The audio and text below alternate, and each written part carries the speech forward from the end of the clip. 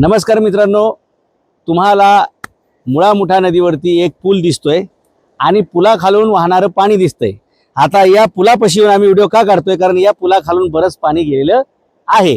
हा पूल आहे 24 कोटीचा आणि या पुलाचं वैशिष्ट्य आहे 24 कोटीचा पूल पहिल्याच पावसात गुल। हा पूल बांधत असतानाच वाहून गेलेला आहे। त्याचा राहिलेला सांगाडा अवशेष आपण असं म्हणू शकतो की तेवढंच काय शिल्लक राहिले ते आपल्याला दिसत आहे। यापूर्वी आपण बिहारमध्ये पूल वाहून गेले किंवा अनेक मागास राज्यांमध्ये किंवा भ्रष्ट राज्यांमध्ये असे पूल वाहून गेल्याच्या बातम्या आपल्या कानावर येत होत्या। आता महाराष्ट्राचा बिहार होत चाललेला आहे। हा पूल बांधता बांधता पडलेला आहे, त्यातलं ते गर्डर बिर्डर सगळं वाहून गेलेलं आहे।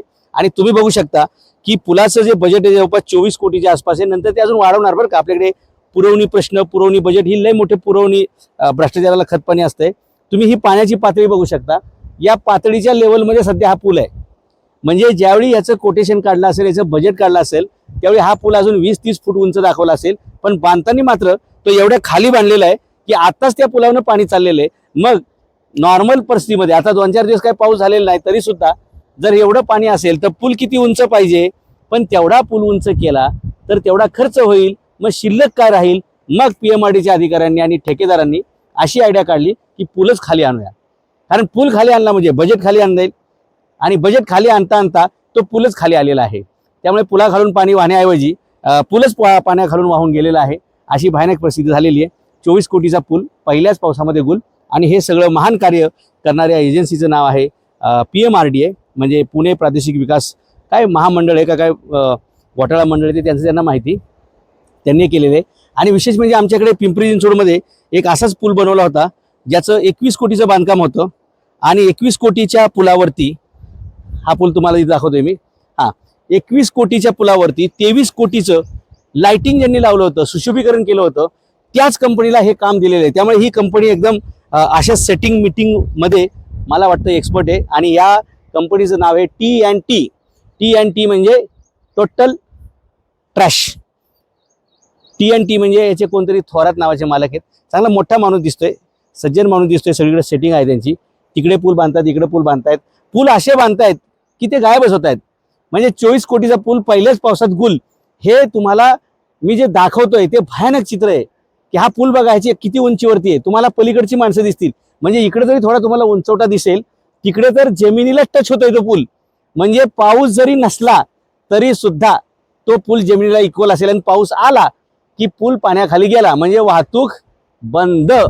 मग मला सांगा, जर अलीकडून पलीकडे जायला जर रस्ताच बंद होणार असेल तर या पुलाचं प्रयोजन काय। त्यापेक्षा लोक बोटीने जाती येतील किंवा साकव बांधता येईल। आणि विशेष म्हणजे हा हायटेक पूल ज्या गावात बांधलेला आहे त्या गावाचं नाव आहे खामगाव टेक।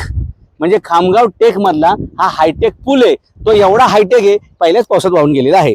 आता तुम्हाला कशा प्रकारचं निकृष्ट दर्जाचं बांधकाम म्हणजे काम चालू आहे ते तुम्हाला दाखवतो। इथं आम्ही साईटवरती काही लोकांशी बोललो, त्या मुलांकडे कुठल्याही प्रकारची डिग्री नाही। ओरिसामधली, आसाममधली सगळी पोरं आहेत।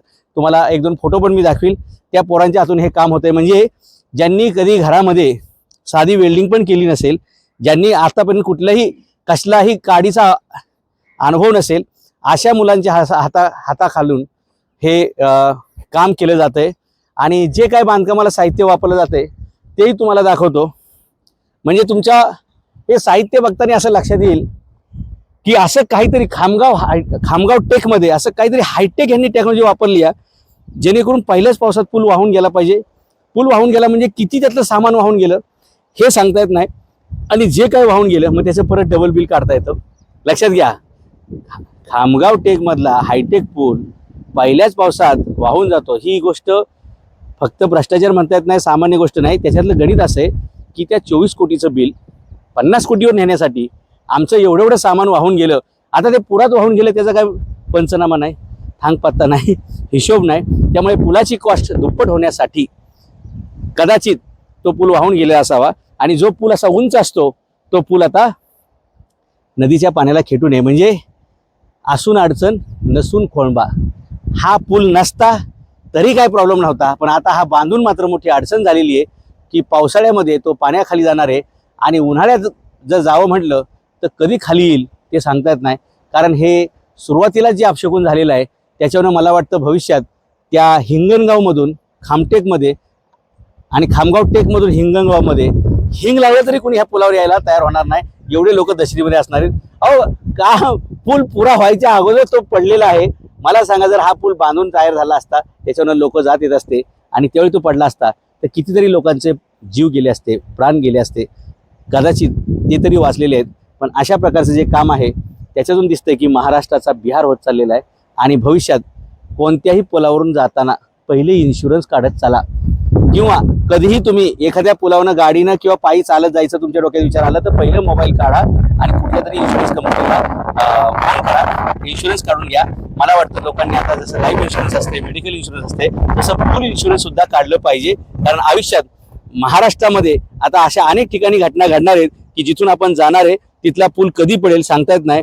दुर्दैवानं आपण जातोय त्याचवेळी तो पडला तर आपलं काय पाठीमागे कोणी नसणार आहे. म्हणून कृपया इन्शुरन्स काढा, जिथे दिसेल पूल तिथे इन्शुरन्स काढा आणि मगच हिंमत करा. जसं विमानात बसायला पण असते ना की इन्शुरन्स, विमान पडलं तर तुम्हाला तुमच्या घरच्यांना काहीतरी मिळेल. आता इथं कसं पूल पडला तर कंत्राटदाराला मिळेल, अधिकाऱ्याला मिळेल, तुम्हाला काय नागरिकांचं काय. तर तुम्ही जर पडले या म्हणजे पूल पडला, तुमचा काय दोष नसताना फक्त तुम्हाला पलीकडे जायचंय म्हणून तुम्ही पुलावर गेले.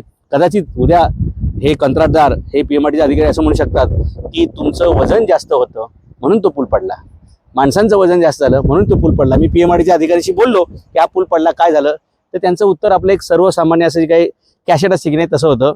सरासरीपेक्षा जास्त पाऊस पडल्यामुळे पूल वाहून गेला. माझं असं म्हणणं आहे की सुमार दर्जाचं काम असल्यामुळे तो पहिल्याच पावसात वाहून गेला. धन्यवाद.